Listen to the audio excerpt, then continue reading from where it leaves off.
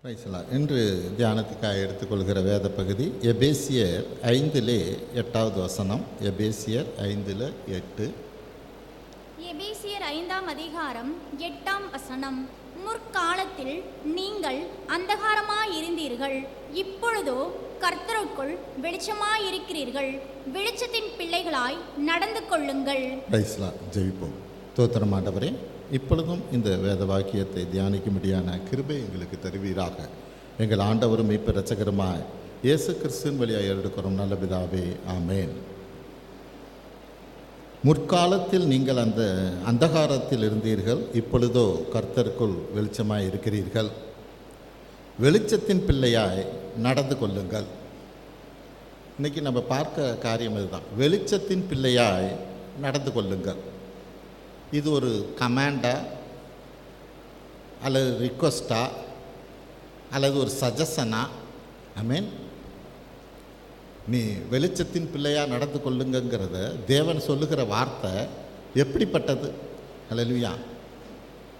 அதை எப்படி நம்ம எடுத்துக்கிறவங்களா இருக்கிறோம்? கர்த்தருக்குள்ள நம்ம வெளிச்சமாக இருக்கிறோம் என்று வேதம் சொல்லுகிறது. கர்த்தருக்குள்ள எந்த ஸ்தானத்தில் நம்ம இருக்கிறோங்கிறத வேதம் சொல்லுகிறது. நான் கர்த்தருக்குள்ளே இருக்கிறேன் அப்படின்னா, அவருடைய பிள்ளையாக இருக்கிறேன்னா, காரியம் வெளிச்சத்தின் பிள்ளையாய் நடந்து கொள்ளுங்கள். அப்படின்னா என்ன? கர்த்தரோ வெளிச்சமாக இருக்கிறார். ஹல்லேலூயா. அவர் வெளிச்சமாக இருக்கிறபடினால நான் வெளிச்சத்தின் பிள்ளையாக நான் இருக்கிறேனா? கிறிஸ்துவுக்குள்ள நான் வெளிச்சத்தின் பிள்ளையாக இருக்கிறேனா? அப்படின்னா என்ன? கிறிஸ்துவுக்குள்ள என்னுடைய பொசிஷன் என்ன? நான் அதை புரிஞ்சிருக்கிறேனா? நான் அதை அறிஞ்சிருக்கிறேனா? அதை நான் உணர்ந்திருக்கிறேனா? அந்த காரியத்துக்கு நான் கீழ்ப்படுகிறேனா? இதெல்லாம் சேர்ந்தது தான் ஒரு வெளிச்சத்தின் பிள்ளை. ஹல்லேலூயா. அப்போ வெளிச்சத்தின் பிள்ளையாக நான் நடந்துக்கிறவனாக இருக்கிறேனா? சந்திரனுக்கு நிலாவுக்கு சுயமாக வெளிச்சம் கிடையாது. சூரியனுடைய வெளிச்சத்தை தான் சந்திரன் என்ன பண்ணுது? இரவு நேரத்தில் நமக்கு வெளிச்சமாக பிரதிபலிக்கிறது. இதுதான் விஞ்ஞானம், சயின்ஸ். அதுதான். ஹல்லேலூயா. வேதம் என்ன சொல்லுது? ஆண்டவராக இயேசு கிறிஸ்து தான் நீதியின் சூரியனாக இருக்கிறார். ஹல்லேலூயா. ஆண்டவராக இயேசு கிறிஸ்து நீதியின் சூரியனாக இருக்கிறார். அந்த சூரியனுடைய வெளிச்சம் என் மேலே படுகிற போது நான் மற்றவங்களுக்கு வெளிச்சமாக இருக்கணும். அதை தான் வேதம் சொல்லுது. வெளிச்சத்தின் பிள்ளையாய் நடந்து கொள்கிறீர்களா? ஹல்லேலூயா. என்னுடைய நடத்தை ஒரு வெளிச்சத்தின் பிள்ளையாக, ஆண்டவராக இயேசு கிறிஸ்துவின் பிள்ளையாக இருக்குதா என்றபடியாக தான் இங்கே அந்த கேள்வி இருக்கிறது.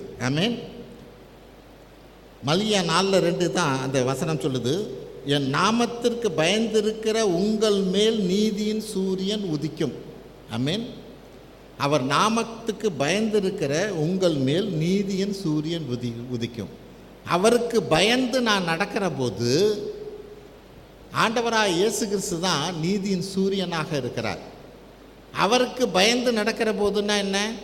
ஒவ்வொரு காரியத்திலையும் நான் இப்போ முன்பு சொன்னதுபடி புரிந்து அறிந்து உணர்ந்து கீழ்ப்படிஞ்சு இப்படி நடக்கிற போது தான் காரியம் என்ன? அவர் நாமத்துக்கு பயந்து நடக்கிறது. அவர் நாமத்துக்கு பயந்து நான் நடக்கிற போது அந்த நீதியின் சூரியன் ஆகிய ஆண்டவராக இயேசு கிறிஸ்துவின் வெளிச்சம் என் மேலே அடிக்கிறதா இருக்கும். நான் மற்றவர்களுக்கெல்லாம் தானே வெளிச்சம் தருகிறவனாக இருப்பேன்.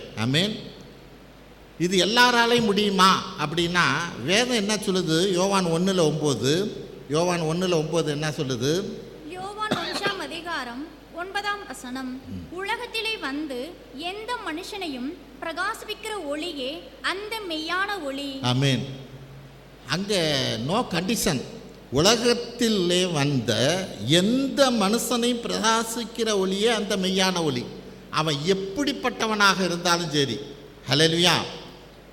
அந்த நீதியின் சூரியனாகிய ஆண்டவராக இயேசு கிறிஸ்துவின் ஒளியானது வெளிச்சமானது என் மேலே பிரகாசிக்கிற போது எந்த மனுஷரையும்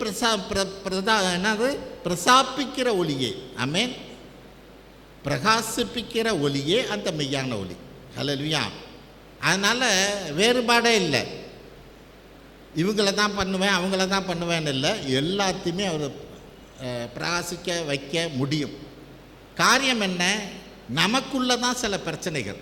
ஹல்லேலூயா. நம்ம அந்த வெளிச்சத்தை நான் பிரதிபலிக்கிறவனாக இருக்கிறேனா அப்படிங்கிறது தான் இன்றைக்கி நம்ம பார்க்க போகிறோம். முதலாவது காரியம், கண்கள் திறக்கப்பட்டவனாக இருக்கிறேனா. என்னாகும் 24:4 பார்ப்போம். என்னாகும் 24:4. என்னாகமம் 24ஆம் அதிகாரம் 4ஆம் வசனம். தேவன் அருளும் வார்த்தைகளை கேட்டு சர்வ வல்லவரின் தரிசனத்தை கண்டு தாழ விழும்போது கண் திறக்கப்பட்டவன் விளம்புகிறதாவது. ஆமென். தேவன் அருளும் வார்த்தைகளை கேட்டு சர்வ வல்லவரின் தரிசனத்தை கண்டு தாழ விழும்போது கண்கள் திறக்கப்பட்டவன் விளம்புகிறதாவது. நான் வெளிச்சமாக இருக்கணும்னா முதல்ல எனக்கே வெளிச்சம் தெரியணுமே. ஏன் கண்ணே குருடாக இருக்குமானா எனக்கே வெளிச்சம் தெரியல, நான் எப்படி மற்றவங்களுக்கு வெளிச்சமாக இருக்க முடியும்? ஹல்லேலூயா. சரி, இப்போ என் கண் திறக்கப்படணும்னா இங்கே வசனம் என்ன சொல்லுது? அங்கே முதல்ல காரியம் என்ன? தேவன் அருளும் வார்த்தைகளை கேட்டு. ஹல்லேலூயா. ஏன் கண்ணு திறக்கப்படணும்னா நான் தேவன் கொடுக்குற வார்த்தையை, தேவனுக்கிட்டேருந்து வர்ற வார்த்தையை நான் கேட்குறவனாக இருக்கணும். அடுத்தது என்ன சொல்லுது? சர்வ வல்லவரின் தரிசனத்தை கண்டு. ஆமென். சர்வ வல்லவரின் தரிசனத்தை கண்டுன்னா என்ன? அந்த வார்த்தை வருகிற போது அந்த வார்த்தை எப்படிப்பட்டது, எதை பேசுது, எப்படி பேசுது என்கிற காரியத்தை நான் புரிஞ்சவன் தான் தரிசனத்தை காண்கிறவன். இந்த தரிசனங்கிறதுல நிறையா பேர்த்துக்கு கன்ஃபியூஷன் உண்டு. ஹல்லேலூயா. தேவன் பிரதட்சணமாக ஒரு காட்சியை காண்பிச்சாதான் தரிசனம்னு நினைக்கிறாங்க. ஆரம்ப நாளில் நம்ம ப்ரேயரை ஆரம்பிக்கிற போது பார்த்திங்கன்னா நாங்கள் ஆரம்பிக்கிற போது திடீர்னு ஒரு 2-3 பாஸ்டர் வந்துட்டாங்க. அவங்க என்னை கேட்ட கேள்வி இதுதான். அந்த நாளில் எனக்கு ஒன்றும் தெரியாது. அப்போ அவங்க என்ன கேட்டாங்க, நீங்கள் எந்த தரிசனத்தில் நீங்கள் சபை நடத்துகிறீங்க அப்படின்னா. என்ன தரிசனம்? எனக்கு ஒன்றும் தரிசனம் இல்லையே, எனக்கு ஒன்றுமே புரியல. தரிசனம் இருந்தால் தான் நீங்கள் சபை நடத்த முடியும், ஒரு போதகராக இருக்க முடியும். நீங்கள் என்ன தரிசனத்தில் நடத்துகிறீங்க அப்படின்னாங்க. எனக்கு ஒன்றும் தரிசனம் இல்லை, எனக்கு ஒன்றும் தெரியல. நான் ஏதோ ப்ரேயர் நடத்தினேன், 4-5 பேர் வந்தாங்க, அவங்கள வச்சு நான் நடத்திக்கிட்டு இருக்கேன் அப்படின்னு. ஏன்னா அன்னைக்கு எனக்கே புரியாமல் இருந்தது தரிசனம்னா என்னான்னு. ஹல்லேலூயா. உண்மை என்ன தெரியுங்களா? தேவன் உங்கள் இருதயத்தில் வைக்கிற வாஞ்சை தான் தேவனுடைய தரிசனம். ஹல்லேலூயா. ஒரு வாஞ்சையை, ஒரு விருப்பத்தை தேவன் வச்சார்னா அது தேவனுடைய தரிசனம். அப்போ எனக்கு அந்த நாளில் ஒரு பிரேயர் நடத்தும்படியான ஒரு வாஞ்சையை, ஒரு காரியத்தை இருதயத்தில் எனக்கு வச்சார். அந்த காரியத்தை நான் நடத்த ஆரம்பித்தேன். ஆமென். அன்னைக்கு அவங்களும் எனக்கு சொல்லல, அவங்களுடைய நினப்பு இப்படி தான். எப்படி? ஒரு காட்சியோ ஒரு காரியமோ இருக்கணுங்கிற மாதிரி தான் என்கிட்ட பேசினாங்க. அந்த மாதிரி எந்த காரியமே எனக்கு இல்லை. அப்போ இங்கே வசனம் என்ன சொல்லுது? தேவன் அருளும் வார்த்தையை கேட்டு. ஹல்லேலூயா. இந்த வார்த்தை தேவனுக்கிட்டேருந்து வருகிற போது அங்கே இயேசு என்ன, நம்ம வசனம் என்ன எழுதியிருக்கோம்? ஆமென். உன்னோட பேசுகிறவர் நானே. இது எத்தனை பேர் நம்ம விசுவாசிக்கிறோம்? எத்தனை பேர் நம்புகிறோம்? கழுத வழியாகவும் பேசின தேவன் இந்த இடத்துலேருந்து ஒருத்தர் பேசுகிற போது அவர்கள் வழியாக தேவன் பேசுவாருங்கிறத எந்த அளவுக்கு நான் விசுவாசிக்கிறவனாக இருக்கிறேன், நான் நம்புகிறவனாக இருக்கிறேன். ஆமென். சர்வ வல்லவரின் தரிசனத்தை கண்டு தாழ விழும்போது அப்படின்னா என்ன? அந்த வார்த்தை உன்கிட்ட வரும்போது அதற்கு கீழ்ப்படுகிற போது, உன்னை கீழ்ப்படுத்துகிற போது உன் கண் திறக்கப்படுங்கிறது. ஹல்லேலூயா. அப்போ தான் நீ வெளிச்சத்தை காண்ப. என்ன வெளிச்சத்தை பார்ப்ப? உன் வாழ்க்கையில் ஒரு வெளிச்சத்தை பார்ப்ப. ஆமென். ஒரு தெளிவுக்குள்ளே வருவ. ஹல்லேலூயா. அப்போ இங்கே அதை தான் வேதம் சொல்லுகிறது. ஆமென். அந்த தேவன் அருளும் வார்த்தையை கேட்டு சர்வ வல்லவரின் தரிசனத்தை கண்டு தாழ விழும்போது கண்கள் திறக்கப்பட்டவன் பேசுகிறதாவது. ஆமென். ஹல்லேலூயா. இன்னும் அப்போஸ்தலர் நடபடி 17:11 பார்ப்போம். அப்போஸ்தலர் நடபடி 17:11. அப்போஸ்தலர் நடபடிகள் ஆமென். 17ஆம் அதிகாரம் 11ஆம் வசனம். அந்த பட்டணத்தார் மனோவாஞ்சியாய் வசனத்தை ஏற்றுக்கொண்டு காரியங்கள் இப்படி இருக்கிறதா என்று தினந்தோறும் வேத வாக்கியங்களை ஆராய்ந்து பார்த்ததினால் தெசலோனிக்கேயில் உள்ளவர்களை பார்க்கிலும் நற்குணசாலிகளாயிருந்தார்கள். ஆமென். இந்த பட்டணத்தார் எப்படி தங்களுக்குள்ள ஒரு பெரிய மாற்றத்தை கொண்டு வந்தாங்க? அந்த பட்டணத்தார் மனோவாஞ்ச வசனத்தை ஏற்றுக்கொண்டு காரியங்கள் இப்படி இருக்கிறதா? ஹல்லேலூயா. அதுதான் முக்கியம். ஒரு வார்த்தை, ஒரு வசனம் நம்மை நோக்கி வருகிற போது காரியம் இப்படி இருக்கிறதா யோசிக்கணும், சிந்திக்கணும். ஆமென். அது மட்டும் இல்லை, தினந்தோறும் வேத வாக்கியங்களை ஆராய்ந்து, அப்படின்னா என்ன, அதற்கு கீழ்ப்படிந்து. ஆமென். கண்கள் அவங்களுக்கு திறக்கப்படுகிறவர்களாக மாறுறாங்க. ஹல்லேலூயா. நல்ல நற்குணசாலிகளாக மாறுகிறார்கள். ஆமென். அப்போ இன்னைக்கு காரியம் என்ன? எனக்கு கண்ணு திறந்திருந்தால் தான் நான் வெளிச்சத்தின் பிள்ளையாகவே நான் நடக்க முடியும். எனக்கே கண்ணு தெரியல அப்படின்னா நான் எப்படி வெளிச்சத்தின் பிள்ளையாக நடக்க முடியும்?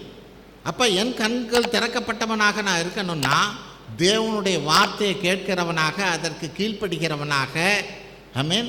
அப்படி இருக்கிற போது தான் என் வாழ்க்கையில் எனக்கு ஒரு வெளிச்சமே தென்படும். ஹல்லேலூயா. இல்லைன்னா ஏதோ மற்றவங்கள போல் நம்ம பாட்டு எல்லாரும் போல் நம்ம ஓடிக்கிட்டே இருப்போம். ஹல்லேலூயா. அப்படி அல்ல. நம்ம வெளிச்சத்தின் பிள்ளைகளாக இருக்கிறோம்னா நான் முதல்ல வெளிச்சத்தின் பிள்ளையாக இருந்தால் தான் மற்றவங்களையும் என் பாதையில் நடத்தவே முடியும். ஆமென். ஆண்டவர் தான் குருடன் நடத்த முடியுமான்னு கேட்குறார். ஹல்லேலூயா.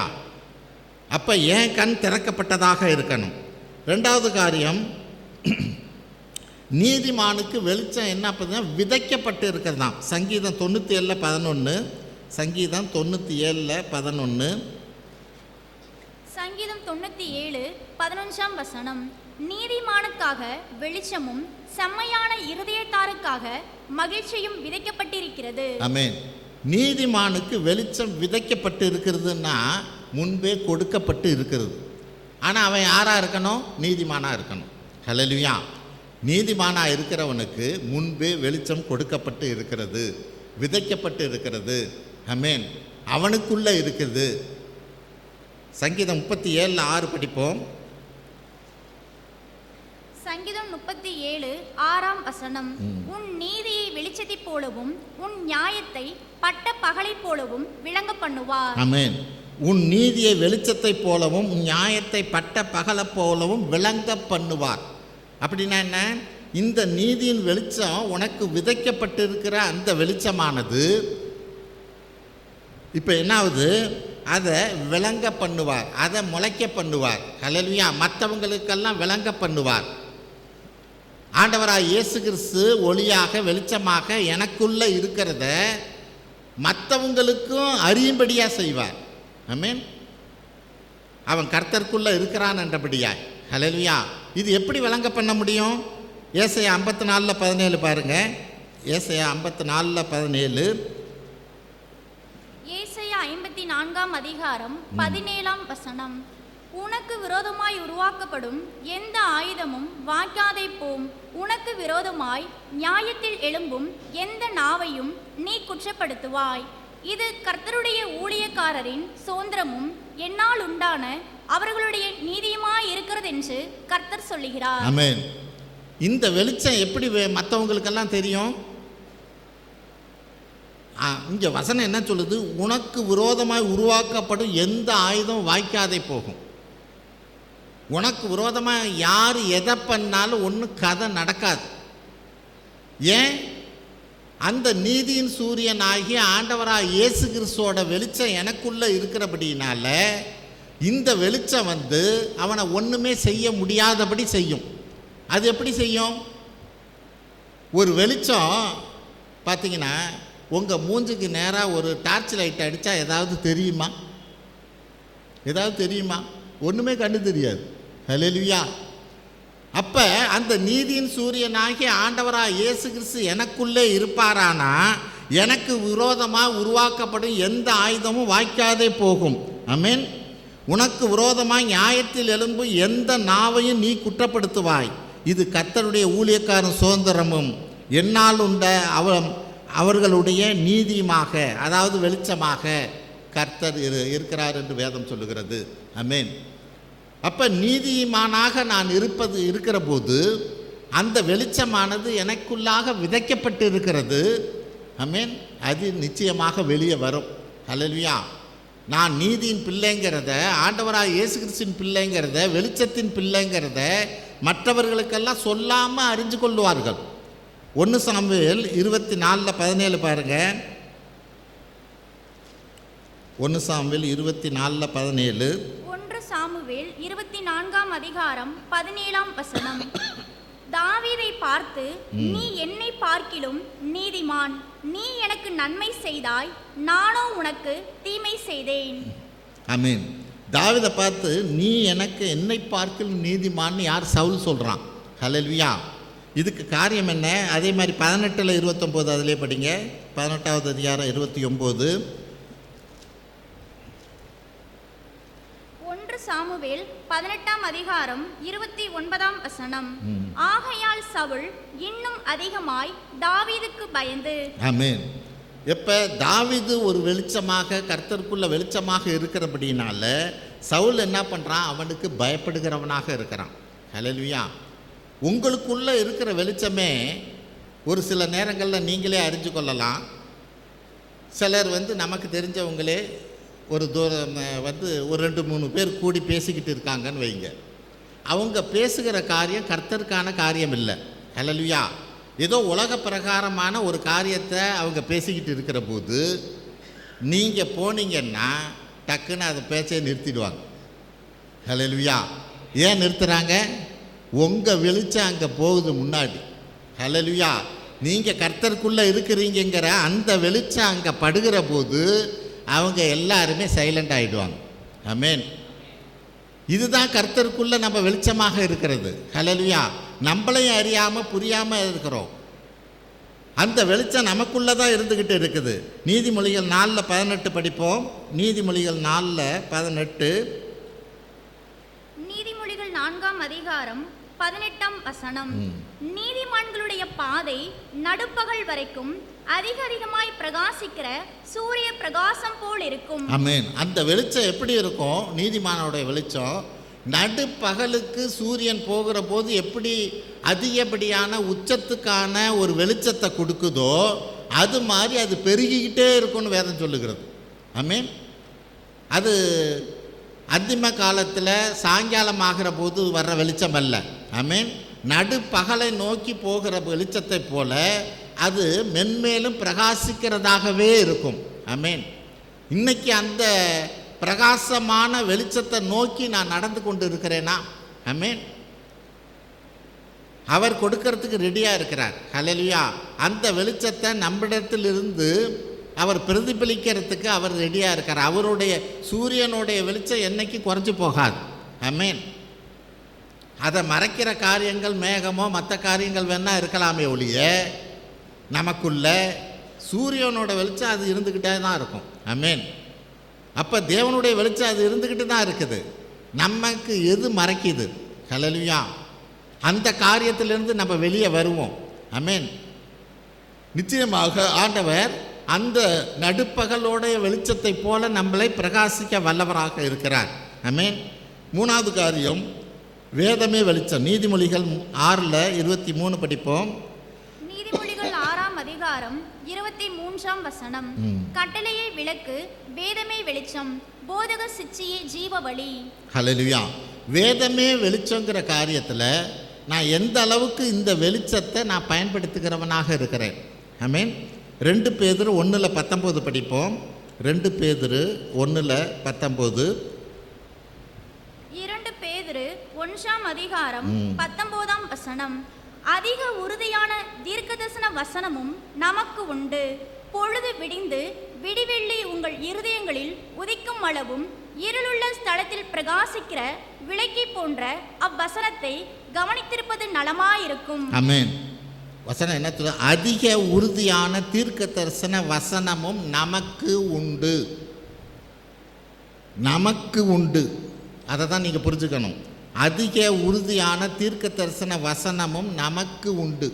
ஹல்லேலூயா. எந்த ஒரு காரியத்துக்கும் நான் ஜெபிச்சு தேவனுடைய தீர்க்க தரிசன வசனமாக வார்த்தையாக நான் வேதத்திலிருந்து பார்க்க எனக்கு தெரியணும். ஹல்லேலூயா. இந்த காரியத்தை குறித்து தேவன் என்ன பேசுகிறார், ஹல்லேலூயா, அவர் என்ன நினைக்கிறார், இதுதான் தீர்க்க தரிசன வசனமாக வார்த்தையாக என்னுடைய அந்த காரியத்துக்கு அது இருக்குது. ஹல்லேலூயா. ஒவ்வொரு நாளும் ஒவ்வொரு காரியத்திலையும் நான் அப்படி தான் தேவன்கிட்ட கேட்குறவனா இருக்கணும். ஆண்டவரே, இந்த காரியத்தை நான் செய்யலான்னு இருக்கிறேன், அல்லது இந்த காரியத்தில் எனக்கு ஒரு பயம் இருக்குது, ஹல்லேலூயா, இதை குறித்து நீங்கள் என்ன நினைக்கிறீங்க? ஆமென். அந்த தீர்க்க தரிசன வசன உறுதியான தீர்க்க தரிசனம் நமக்கு உண்டு. ஹல்லேலூயா. அதை ஒரு நாளும் நம்ம மறந்து போகக்கூடாது. பொழுது விடிந்து விடிவெள்ளி உங்கள் இருதயங்களை உதிக்கும் அளவும் இருளுள்ள ஸ்தலத்தில் பிரகாசிக்கிற விளக்கை போன்ற. ஆமென். இருளுள்ள ஸ்தலத்திலே பிரகாசிக்கிற விளக்கை போன்ற அப்படின்னா என்ன? ஒரு இக்கட்டான சூழ்நிலையில், ஒரு இருளான சூழ்நிலையில், பிரச்சனையான சூழ்நிலையில் ஒரு விளக்கு எப்படி ஒரு வெளிச்சத்தை கொடுக்குமோ அப்படி நீ அந்த காரியத்துக்காக ஜெபிச்சு தேவனுடைய தீர்க்க தரிசன வசனத்தை வார்த்தையை எடுப்பது அந்த காரியத்தில், அந்த இருளாக இருக்கிற காரியத்தில் அது வெளிச்சமாக இருக்கும் என்று வேதம் சொல்லுகிறது. ஹல்லேலூயா. விளக்கை போன்று அவ்வசனத்தை கவனிப்பது நலமானது. ஹல்லேலூயா. வசனம் இதுதான் சொல்லுது.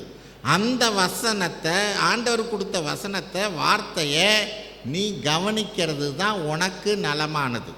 ஆமென். அதுதான் உனக்கு நன்மையை பயக்கும். அப்போ அந்த வேத வசனமே நமக்கு வெளிச்சமாக இருக்கிறது, நமக்கு பாதைக்கான காரியமாக இருக்கிறது. ஹல்லேலூயா. அப்போ அந்த வார்த்தை, அந்த வேத வசனமானது எனக்குள்ளே இருந்தால் தான் எனக்கு வெளிச்சத்தை கொடுக்க முடியும். நான் பிரகாசிக்கிறவனாக வெளிச்சத்தின் பிள்ளையாக நான் நடக்கணும்னா அந்த வேதத்தின் வெளிச்சமாகி அந்த வேத வசனம் எனக்குள்ளே இருந்தால் மட்டும்தான் நான் வெளிச்சத்தின் பிள்ளையாக நான் நடக்க முடியும். சங்கீதம் 119, 105 அதுதானே சொல்லுது. 119, 105. சங்கீதம் 119, 105 வசனம். உம்முடைய வசனம் என் கால்களுக்கு தீபமும் என் பாதைக்கு வெளிச்சமாயிருக்கிறது. ஆமென். உம்முடைய வசனம் என் கால்களுக்கு தீபமும் என் பாதைக்கு வெளிச்சமாக இருக்கிறது. ஹல்லேலூயா. நான் நடக்க வேண்டிய வழியை எனக்கு காட்டுகிறது. ஹல்லேலூயா. யோபு ரொம்ப அழகாக இதை குறித்து பேசுவார். யோபு இந்த வெளிச்சத்தை குறித்ததான காரியத்தில் பார்ப்போம். யோபு 29:3.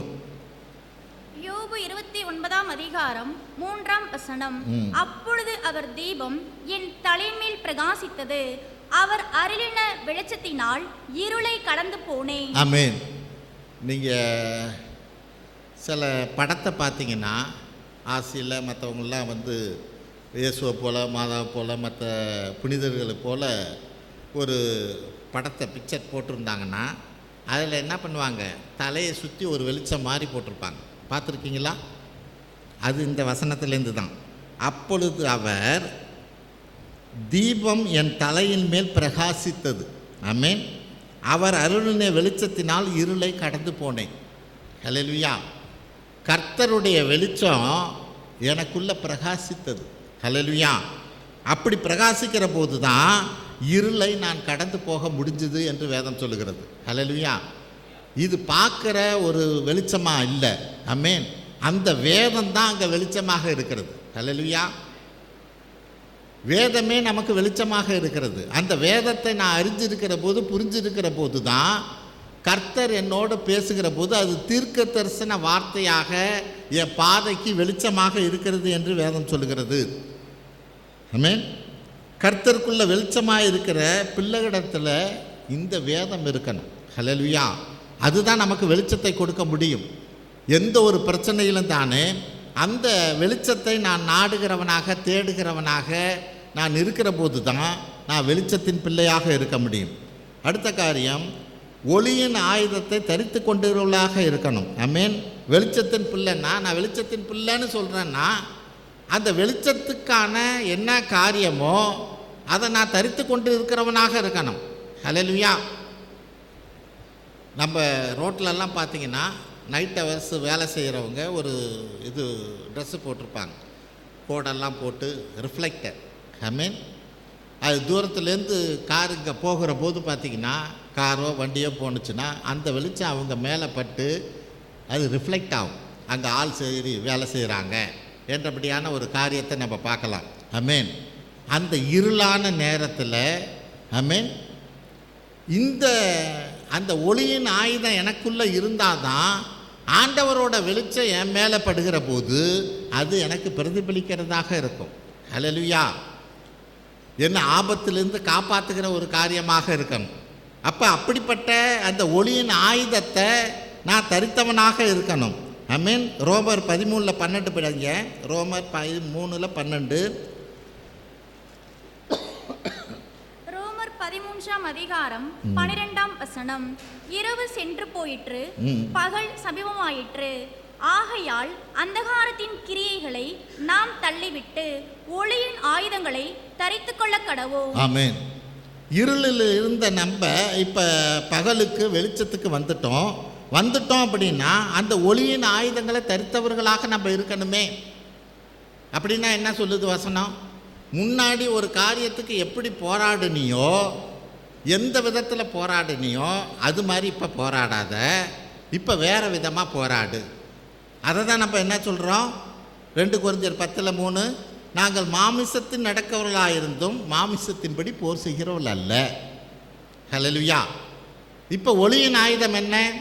அன்னைக்கு ஒளியின் ஆயுதமாக யாரை பிடிச்சா எப்படி நடக்கும், எப்படி செய்யலாம், என்ன செய்யலாம், இவ்வளோ பணம் இருந்தால் முடியுமா, இந்த காரியம் இருந்தால் முடியுமான்னுலாம் நான் போய்கிட்டு அலைஞ்சிக்கிட்டு இருந்தேன். நான் இப்போ பகலிலே இருக்கிறவனாக நான் ஒளியின் ஆயுதத்தை தரித்தவனாக இருக்கிற போது முதல்ல ஆண்டவர்கிட்ட தான் கேட்கணும், ஆண்டவரே இந்த காரியத்தை நான் எப்படி டீல் பண்ணுறது. ஹல்லேலூயா. அங்கே ஒளியின் ஆயுதமாக என்ன சொல்லப்படுகிறது? எபேசியர் 6:13. எபேசியர் 6:13-17 வரையிலும். எபேசியர் 6ஆம் அதிகாரம் 13 முதல் 17ஆம் வசனம் வரை. ஆகையால் தீங்கு நாளிலே அவைகளை நீங்கள் எதிர்க்கவும் சகலத்தையும் செய்து முடித்தவர்களாய் நிற்கவும் திராணி உள்ளவர்களாகும்படிக்கு தேவனுடைய சர்வாயுத வர்க்கத்தையும் எடுத்துக்கொள்ளுங்கள்.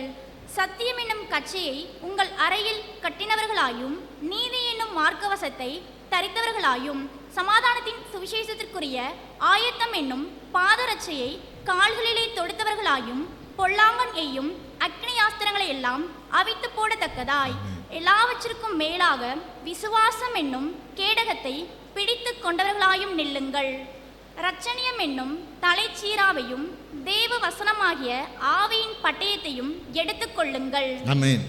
இப்போ ஒளியின் ஆயுதத்தை தரித்து கொண்டவர்களாக இருங்கன்னு ரோமரில் சொல்லுகிறாரு. அந்த ஒளியின் ஆயுதம் என்ன? அங்கே வசனம் என்ன சொல்லுது? எதிர்த்து நிற்கவும். ஆமென். அந்த காரியங்களை முதல் வசனம் என்ன சொல்லுது? எதிர்த்து நிற்கவும். படிங்க திரும்ப 13. ஆகையால் தீங்கு சகலத்தை செய்து முடிக்கவும். ஹல்லேலூயா. நீங்கள் அந்த காரியத்தை, நமக்கு எதிராக வர்ற காரியத்தை எதிர்த்து நிற்கிறதுக்கு மட்டுமில்ல, சகலத்தையும் செய்து முடிக்கணும்னா என்ன ஒளியின் ஆயுதம் இருக்கணும் அப்படின்னு வேதம் சொல்லுது. சத்தியம் என்னும் கச்சை இருக்கணும், நீதி என்னும் மார்க்கவசம், ஆயத்தம் என்னும் பாதரட்சை, விசுவாசம் என்னும் கேடகம், இரட்சணியம் என்னும் தலைசிரா, வேத வசனமாகிய ஆவியின் பட்டயம். ஹல்லேலூயா. இந்த ஆயுதத்தை எல்லாம் தானே நான் பிரயோகிக்கிறவனாக இருக்கணும். ஹல்லேலூயா. எனக்கு என்னன்னா சில நேரங்களில் முன்பு நான் பார்த்தது போல் அந்த காரியத்துக்கு தேவன் என்ன சொல்கிறார் அப்படின்னு ஒரு தீர்க்கதரிசன வசனத்தை மட்டும், வார்த்தையை மட்டும் நான் பயன்படுத்துகிறவனாக இருக்கிறேன். அது என்ன? வேத வசனமாகிய ஆவியின் பட்டயம். உண்மைதான். ஆனால் ஆவியின் பட்டயத்தை வச்சுட்டு நீதி என்ன மார்க்கவசம் என்கிட்ட இல்லைன்னா பிரயோஜனம் இல்லை. என் நடத்தை சரியில்லை அப்படின்னா பிரயோஜனம் இல்லை. ஹல்லேலூயா. ஆவியின் பட்டயம் எனக்கு இருக்குது. ஆமென். இங்கே ஆனால் எல்லா காரியங்களையும் நான் வச்சிருக்கணும்னு வேதம் சொல்லுது. விசுவாசம் என்ன கேடகம் இருக்கணும். அந்த விசுவாசம் என்கிற கேடகம் உன்கிட்ட இல்லைன்னா கொஞ்ச நாளில் நீ தொய்ந்து போவ. இந்த காரியம் நடக்காது போல இருக்கு, அவங்க என்ன மேற்கொள்வாங்களோ என்றபடியா நீ தொய்ந்து போவ. அப்போ பட்டயம் மட்டுமல்ல, வேத வசனமாகிய பட்டயம் மட்டுமல்ல, விசுவாசங்கிற கேடகம் இருக்கணும். இங்கே சொல்லப்பட்ட அத்தனை ஆயுதங்களையும் நான் தரித்தவனாக நான் நிற்கணும். ஆமென். இதுதான் வேதம் சொல்லுது, ஒளியின் ஆயுதத்தை தரித்து கொண்டு இருப்பார்கள் என்றபடியாய். நான் வெளிச்சத்தின் பிள்ளையாக இருக்கிறேன்னா இந்த ஒளியின் ஆயுதத்தெல்லாம் நான் தரித்தவனாக இருக்கணும். ஹல்லேலூயா. அப்போ தான் நான் வெளிச்சத்தின் பிள்ளையாக இருக்க முடியும். 5வது காரியம், வெளிச்சத்தின் பிள்ளைகள் அவர் காட்டும் வழியில் நடப்பார்கள். யோவான் 1:4 பாருங்க. யோவான் 1:4 அவருக்குள் ஜீவன் இருந்தது, அந்த ஜீவன் மனுஷருக்கு ஒளியாயிருந்தது. ஆமென். ஒளிங்கிறது, வெளிச்சங்கிறது, ஆமென், நமக்கு பாதையை காட்டுறது மட்டுமல்ல, ஆமென், அதுதான் வழியாகவும் இருக்கிறது. ஹல்லேலூயா. அந்த வெளிச்சம் எதுக்கு ஆண்டவர் ஒரு வெளிச்சத்தை காமிக்கிறார்? ஆமென். அந்த வெளிச்சத்தில் நீ நடக்கும்படியாக தான் காமிக்கிறார். ஹல்லேலூயா. அப்போ நான் வெளிச்சத்தின் பிள்ளையா, அவர் காட்டுகிற வழியில் நான் நடக்கிறவனாக இருக்கணும். ஆமென். வெளிச்சம் இருக்குன்னு சொல்லிட்டு நான் அந்த வழியில் நடக்காமல் இருப்பேனே, ஆனால் அது பிரயோஜனம் இல்லை. ஹல்லேலூயா. அவர் காட்டுற வழியிலையும் நான் நடக்கணும், அந்த வெளிச்சத்தில் நான் நடக்கிறவனாக இருக்கணும். ஹல்லேலூயா. யோவான் 14:6 என்ன சொல்கிறது பாருங்க.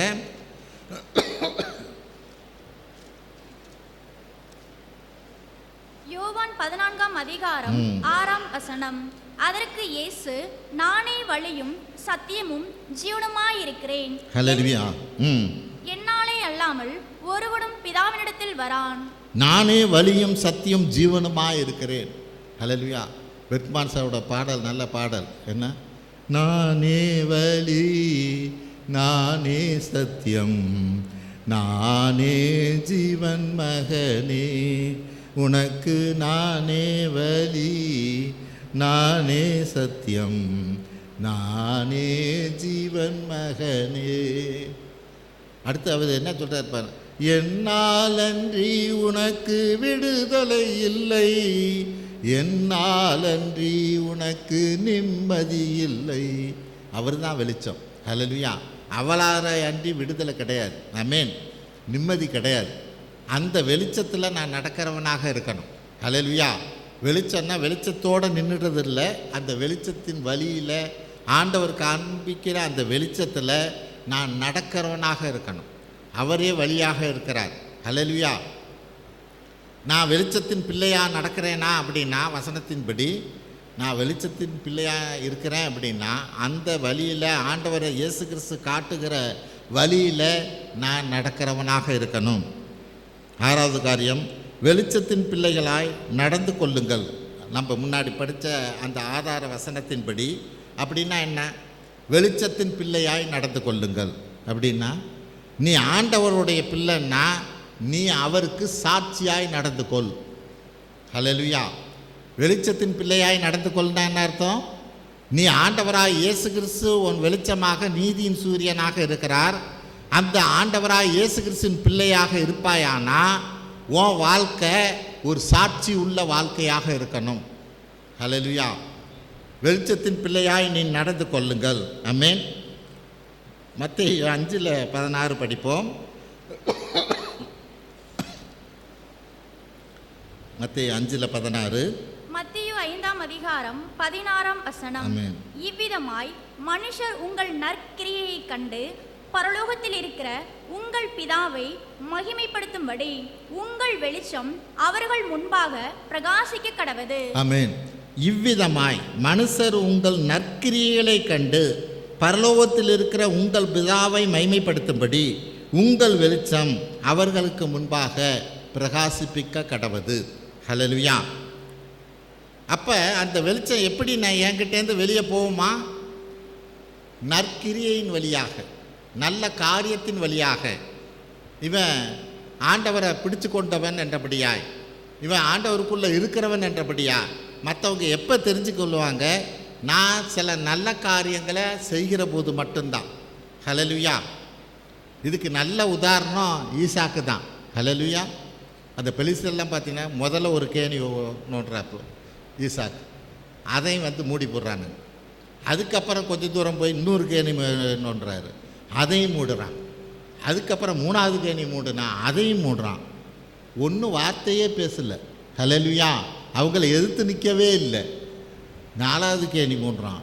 அப்போ தான் அவங்க பேசாமல் இருக்கிறான். பேசாமல் இருக்கிறது மட்டும் இல்லை, அந்த ராஜாவிலேருந்து அந்த பிரபுக்கள்லேருந்து எல்லாருமே என்ன சொல்கிறாங்க? உன்னோட ஆண்டவர் இருக்கிறாருங்கிறத நாங்கள் புரிஞ்சுக்கிட்டோங்கிறாங்க. ஹல்லேலூயா. இப்போ தான் வெளிச்சமே தெரியுது அவனுங்களுக்கு. ஆமென். ஹல்லேலூயா. அப்போ இங்கே வசனம் என்ன சொல்லுது? உன் நற்கிரியையினால் உன்னுடைய வெளிச்சம் மற்றவங்களுக்கு மேலே பிரகாசிக்கும்படியா பரலோகத்தில் இருக்க உங்கள் பிராவை மகிமைப்படுத்தும்படி உங்கள் வெளிச்சம் அவர்களுக்கு முன்பாக பிரகாசிப்பிக்க கடவது.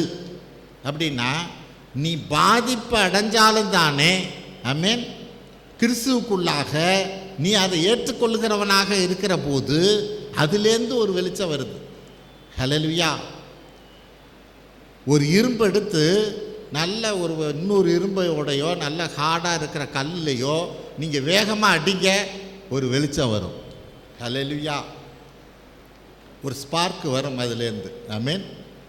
இப்போ அப்படிப்பட்டதான ஒரு வெளிச்சத்தை தான் இங்கே வேதம் சொல்லுது. உன்னுடைய நற்கிரியையினால், நீ நல்லது செய்கிறதுனாலையும், ஒருவேளை நீ பாதிக்கப்படுகிற போது நீ பொறுமையாக இருக்கிறபடினாலும் உன்னுடைய வெளிச்சத்தை அவங்க பார்க்க முடியும் என்று வேதம் சொல்லுகிறது.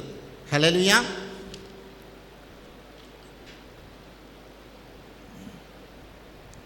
ஏசாயா 58:8 பார்ப்போம். ஏசாயா 58ஆம் அதிகாரம் 8ஆம் வசனம். அப்பொழுது விடியற்கால வெளிப்பை போல உன் வெளிச்சம் எழும்பி உன் சுகவாழ்வு சீக்கிரத்தில் துளித்து உன் நீதி உனக்கு முன்னாலே செல்லும். கர்த்தருடைய மகிமை உன்னை பின்னாலே காக்கும். ஆமென். வசனம் என்ன சொல்லுது பாருங்க. ஏசாயா 58:8. அப்பொழுது விடிய கால நெருப்பை போல உன் வெளிச்சம் எழும்பி, அப்படின்னா என்ன? நமக்கு முன்பாக அந்த வெளிச்சம் எழும்புமா. வெளுப்பை போல உன் வெளிச்சம் எழும்பி உன் சுகவாழ்வு சீக்கிரம் துளிக்கும். ஒரு புதிய மாற்றத்துக்குள்ளே வரும். உன் நீதி உனக்கு முன்னாலே செல்லும். ஹல்லேலூயா. நீ நீதியாக நடக்கிற அப்படின்னா உன்னுடைய நீதி உனக்கு முன்னாடி நடக்கும். கர்த்தருடைய மகிமை உன்னை பின்னாலே காக்கும். ஹல்லேலூயா. கர்த்தருடைய மகிமை, நீ நீதியில் நடக்கிற போது என்ன பண்ணும்? அவர் மகிமை உன்னை பின்னால் தாங்கும். ஹல்லேலூயா. அப்போ இப்படிப்பட்டதான இந்த வெளிச்சத்தில் நான் நடக்கிறவனாக இருக்கணும். ஆமென். இந்த வெளிச்சத்தில் நான் நடக்கிற போது தான் தேவன் என்னை ஆசீர்வதிக்க முடியும், என்னை வழிநடத்த முடியும். ஹல்லேலூயா. மற்றவர்களுக்கெல்லாம் இந்த வெளிச்சம் தெரிகிறதாக இருக்கும். ஹல்லேலூயா. அடுத்த ஒரு காரியம், வெளிச்சத்தின் பிள்ளையாய் நடந்து கொள்ளுங்கிறதுலே எந்த நேரத்திலும் சந்தோஷமாக இருக்கணும். ஒரு வெளிச்சத்தின் பிள்ளை அப்படின்னா எந்த சூழ்நிலையிலும் சந்தோஷமாக இருக்க கற்றுக்கணும். ஹல்லேலூயா. தேவனுக்கு தெரியாமல் ஒரு காரியம் நம்ம வாழ்க்கையில் நடக்குமாங்கிறத யோசித்து பார்க்கணும். ஹல்லேலூயா. அது எந்த வழியாக இருக்குது, கால் வழியாக இருக்கட்டும், தலைவலியாக இருக்கட்டும், இருதய வழியாக இருக்கட்டும், அல்லது வெளியிலேருந்து வர்ற பிரச்சனையாக இருக்கட்டும், தேவனுக்கு தெரியாமல் என் வாழ்க்கையில் ஏதாவது நடக்க முடியுமா? ஹல்லேலூயா. எதுவுமே நடக்க முடியாது. தேவனுக்கு தெரியாமல் ஒரு காரியமும் நடக்காது. நடந்த காரியம் என்ன அப்படின்னா சில என்னுடைய தவறுனால. ஹல்லேலூயா. அப்படி தான் நம்ம பார்க்க முடியுமே ஒழிய தேவனுக்கு தெரியாமல் ஒரு காரியமும் நடக்கவே நடக்காது.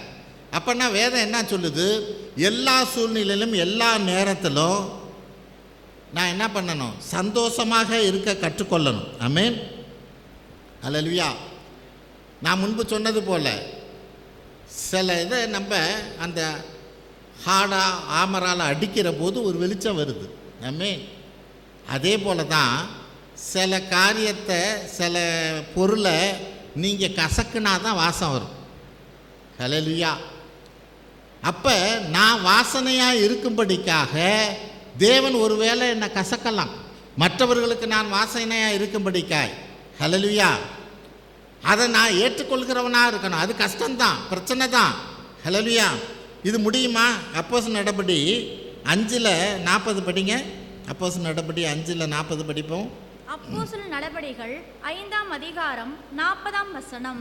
அப்பொழுது அவர்கள் அவனுடைய யோசனைக்கு உடன்பட்டு அப்போஸ்தலரை வரவழைத்து அடித்து இயேசுவின் நாமத்தை குறித்து பேசக்கூடாதென்று கட்டளையிட்டு அவர்களை விடுதலை ஆக்கினார்கள். ஆமென். அப்போஸ்தலர்லாம் வரவழைச்சு எல்லாத்தையும் அடின்னு அடித்து இனிமே கிறிஸ்துவை பற்றி நீங்கள்லாம் பேசக்கூடாது என்றபடியா அவர்கள் அனுப்பினார்கள். அதுக்கு அடுத்த வசனம் என்ன சொல்லுது? அவருடைய நாமத்துக்காக தாங்கள் அவமானம் அடைவதற்கு பாத்திரராக எண்ணப்பட்டபடியினால் சந்தோஷமாய் ஆலோசனை சங்கத்தை விட்டு புறப்பட்டு போய். இந்த காரியத்தை கவனிக்கணும். அவருடைய நாமத்துக்காக தாங்கள் அவமானப்படுவதற்கு பாத்திரராக எண்ணப்பட்டபடியினாலே. அப்படின்னா என்ன? தேவனுக்காக நீ உதவாங்கிறதுனாலும் அதுக்கு ஒரு குவாலிஃபிகேஷன் தேவைங்குது. பாத்திரனாக எண்ணப்பட்டபடியினாலே அப்படின்னா என்ன? தேவனுடைய காரியத்துக்காக நான் அடிக்கப்பட உதைக்கப்படணும்னா அதுக்கு ஒரு குவாலிஃபிகேஷன் வேணும். ஹல்லேலூயா. ஆண்டவர் அதுக்குன்னு உன்னை என்ன பண்ணணும்? தேர்ந்தெடுக்கணும். ஹல்லேலூயா. எல்லாருமே ஆண்டவருக்காக இரத்த சாட்சியாக மறிக்க முடியாது. ஆமென். எல்லாருமே இரத்த சாட்சியாக மறிக்க முடியாது. தேவன் யாரை முன்குறிச்சிருக்கிறாரோ அவங்கள தான் அந்த காரியத்துக்குள்ளே அவர் நடத்துவார். ஆமென். அதுக்கு தான் இங்கே வசனம் சொல்லுது, அவமானப்படுவதற்கு பாத்திரராக நாங்கள்லாம் எண்ணப்பட்டோம். ஆமென். இது எப்படிப்பட்ட காரியம்? ஹல்லேலூயா. அப்போ நம்ம கிறிஸ்துவுக்குள்ளாக வெளிச்சமாக இருக்கிற நம்ம சில நேரங்களில் நாம் பாதிக்கப்படுகிற போது அதுக்கு பாத்திரராக நாம் எண்ணப்பட்டபடியினால தான் அந்த பாதிப்பு எனக்கு வந்ததுங்கிறத நான் எப்படி, எந்த அளவுக்கு நான் ஏற்றுக்கொள்கிறவனாக இருக்கிறேன். ஆமென். அந்த சிலுவையை சுமக்கும்படிக்கா. ஆமென். சிலுவையை சுமக்கிறதுனா அதுக்கு ஒரு குவாலிஃபிகேஷன் வேணும். ஆமென். எல்லாருமே சிலுவையை, ஆண்டவர் எல்லாத்துக்கும் சிலுவை கொடுத்துட மாட்டார். ஹல்லேலூயா. அவருடைய சிலுவை அவரவர்கள் அவரவர்களுக்கு அவர் கொடுக்குற சிலுவை. ஹல்லேலூயா. அவரவர்களுக்கு அவர் கொடுக்குற சிலுவைன்னா அவரவர்களுக்கு வருகிற பிரச்சனைகள். ஆமென். எப்போ இது அவருக்குள்ளாக நான் நிற்கிற போது தான் அந்த பிரச்சனை எனக்கான கொடுக்கப்பட்ட சிலுவையாக இருக்கும். நான் அந்த ட்ராக்கிலேருந்து மாறிக்கிட்டு ஓடிக்கிட்டு ஆண்டவர் எனக்கு கொடுத்த சிலுவைன்னு சொல்லக்கூடாது. நீ கிறிஸ்துவுக்குள்ளான ட்ராக்கிலே ஓடிக்கிட்டு இருக்கிற போது அந்த சிலுவை உனக்கு வந்ததுன்னா தான் தேவன் கொடுத்த சிலுவை. ஹல்லேலூயா. நீ கிறிஸ்துவுக்குள்ளே அந்த ட்ராக்கில் ஓடலை, ட்ராக்கை விட்டு வேறு பக்கம் ஓடிக்கிட்டு இருக்கிற அப்போ வர்ற சிலுவை அது சாத்தான் கொடுக்குற சிலுவை, கர்த்தர் கொடுக்குற சிலுவை இல்லை. ஆமென். அப்போ இதுக்கு நீ பாத்திரனா இருப்பாயானா அங்கே அதுக்காக அவங்க அவமானப்படுவதற்கு பாத்திரராக எண்ணப்பட்டபடினால் சந்தோஷமாக ஆலோசனை சங்கத்தை விட்டு புறப்பட்டு போனார்கள் என்று வேதம் சொல்கிறது. கொலேசியர் 1:12. கொலேசியர் 1ஆம் அதிகாரம் 12ஆம் வசனம். ஒளியில் உள்ள பரிசுத்தவான்களுடைய சுதந்திரத்தில் பங்கடைவதற்கு நம்மை தகுதி உள்ளவர்களாக்கினவரும். ஆமென். இப்போ அந்த வசனத்தோட இதை வச்சு பார்க்கணும். இப்போ என்ன இங்கே சொல்கிறாரு? ஒளியில் உள்ள பரிசுத்தவான்கள். ஆமென். யார் யார் பரிசுத்தவான்களோ, புனிதர்கள் யாரோ அவர்களுடைய சுதந்திரத்தில் அவங்களுக்கு என்னென்ன ஆசீர்வாதம் வைத்து இருக்குதோ அந்த சுதந்திரத்தில் நான் பங்கடையும்படிக்காக என்னை தகுதி உள்ளவனாக்குகிறார். ஹல்லேலூயா. எப்போ அந்த அப்போஸ்தலர்கள் எல்லாம் தானே அடிக்கப்பட்டு நொறுக்கப்பட்டு வெளியில் வருகிற போது இது பாத்திரராக நாங்கள் எண்ணப்பட்டோம் என்றபடியா, அதுக்காக நாங்கள் சந்தோஷப்படுறோம் என்றபடியா அந்த அப்போஸ்தலர்கள் நினைக்கிறாங்க. இங்கே வசனம் என்ன சொல்லுது? அந்த பரிசுத்தவான்களோடு நாங்களும் சுதந்திரம் அடைவதற்காக பங்கடையும்பதுக்கா எங்களையும் தகுதி பண்ணி இருக்கிறாருங்கிறார். ஹல்லேலூயா. அப்படின்னா என்ன? நாங்களும் உதவாங்கிறதுக்கு எங்களையும் தகுதி பண்ணி இருக்கிறார். ஹல்லேலூயா. அந்த பரிசுத்தவான்களுடைய பங்கடையும்படிக்கார். ஆமென். அப்போ நான் இதை புரிஞ்சவனாக அறிந்தவனாக இருந்தால் தான் எனக்கு வர்ற பிரச்சனையை நான் ஏற்றுக்கொள்ள முடியும். ஹல்லேலூயா. எனக்கு வர்ற காரியங்களை நான் ஏற்றுக்கொள்ள முடியும். ஆமென். அப்போ நம்ம என்ன மறக்கக்கூடாத காரியம் என்ன? 1 தெசலோனிக்கேயர் 5:5 பார்ப்போம். கடைசியாக அந்த வசனத்தை படித்து முடிப்போம். 1 தெசலோனிக்கேயர் 5:5. 1 தெசலோனிக்கேயர் 5ஆம் அதிகாரம் 5ஆம் வசனம். நீங்கள் எல்லாரும் வெளிச்சத்தின் பிள்ளைகளும் பகலின் பிள்ளைகளுமாயிருக்கிறீர்கள். நாம் இரவுக்கும் இருளுக்கும் உள்ளானவர்கள் அல்லவே. ஆமென். இதை நான் புரிஞ்சவனாக இருக்கணும். நீங்கள் எல்லாரும் வெளிச்சத்தின் பிள்ளைகளும் பகலின் பிள்ளைகளுமாய் இருக்கிறீர்கள். நாம் எல்லாம் தானே வெளிச்சத்தின் பிள்ளைகளாக இருக்கிறோம். நாம் இரவுக்கும் இருளுக்கும் உள்ளானவர்கள் அல்ல. ஹல்லேலூயா. சாத்தானுக்கு உள்ளானவர்கள் அல்ல அப்படிங்கிறத இன்றைக்கு நம்ம புரிஞ்சவங்களாக நாம் தானே. அதுதான் அங்கே வேதம் சொல்லுகிறது, வெளிச்சத்தின் பிள்ளைகளாக நீங்கள் நடந்து கொள்ளுங்கள். ஆமென். நான் ஆண்டவருடைய பிள்ளையாக நான் நடந்து கொள்ளுகிறவனாக இருக்க வேண்டும் என்று வேதம் சொல்லுகிறது. அவன் இந்த நாளில் ஆண்டவராக இயேசு கிறிஸ்துவின் பிள்ளையாக, வெளிச்சத்தின் பிள்ளையாக, அந்த நீதியின் சூரியனை பிரதிபலிக்கிறவனாக இருக்கும்படிக்காகவே தேவன் நம்மளை தேர்ந்து கொண்டவராக இருக்கிறார். ஆமென். அதுக்கு காரியம் என்ன? முதலாவது என் கண்கள் திறக்கப்படணும். எனக்கே வெளிச்சம் எனக்கு தெரியணும். ஹல்லேலூயா. நான் குருடாக இருந்தால் எனக்கு எப்படி வெளிச்சம் தெரியும்? குருடன் நடத்த முடியாது. ஹல்லேலூயா. அப்போ தான் நான் மற்றவங்களுக்கு வெளிச்சமாக இருக்க முடியும். 2வது காரியம், நீதியின் சூரியனாகிய நீர் எங்கள் மீது பிரகாசிப்பீராக. நீர் ஒருவரே எந்த மனுஷனையும் பிரகாசிப்பிக்கிற ஒளியாக இருக்கிறீர் என்றபடியால் ஆண்டவராக இயேசு கிறிஸ்துவை நான் கெட்டியாக பிடித்து கொள்கிறவனாக இருக்கணும். ஆமென்.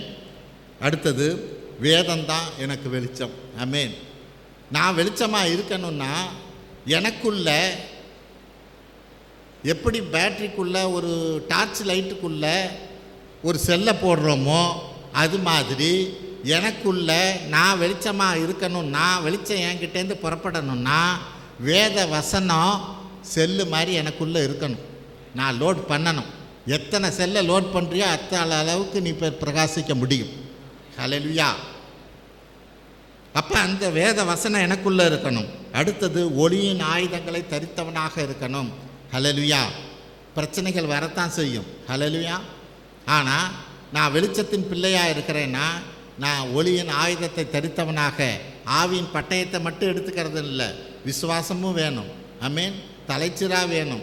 ஒவ்வொரு காரியத்திலையும் எல்லாம் எது தேவையோ அதை நான் அறிந்தவனாக இருக்கணும். ஆமென். அடுத்தது, எங்களது நற்கிரியையினால் மற்றவர்களுக்கு முன்பாக பிரகாசிக்க செய்து எந்த சூழ்நிலையிலும் சந்தோஷமாக இருக்க கற்றுக்கொள்ள வேண்டும். ஆமென்.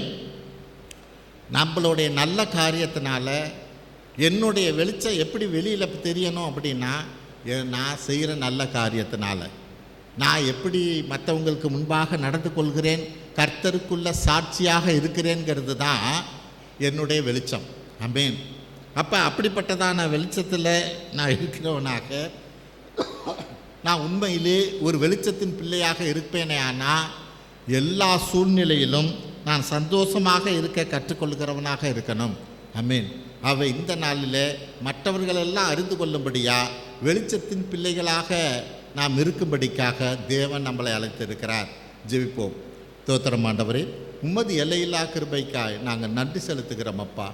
உம்மது பிள்ளையாக, நீதியின் சூரியனாகிய உம்மது வெளிச்சத்தை பிரதிபலிக்கிற, பிரகாசிப்பிக்கிற தேவனே, உம்மது பிள்ளைகளாக, வெளிச்சத்தின் பிள்ளைகளாக நாங்கள் இருக்கத்தக்கதாய் வருகிற நாட்களிலே ஆவியானவர் தாமே எங்களை கரம் பிடித்து வழிநடத்த வேண்டுமாய் ஜெபிக்கிறோம். ஆசீர்வதிப்பீராக. எங்கள் ஆண்டவரும் மீட்பர் இரட்சகருமாய் இயேசு கிறிஸ்துவின் வழியாக எடுக்கிறோம் நல்ல பிதாவே. ஆமென்.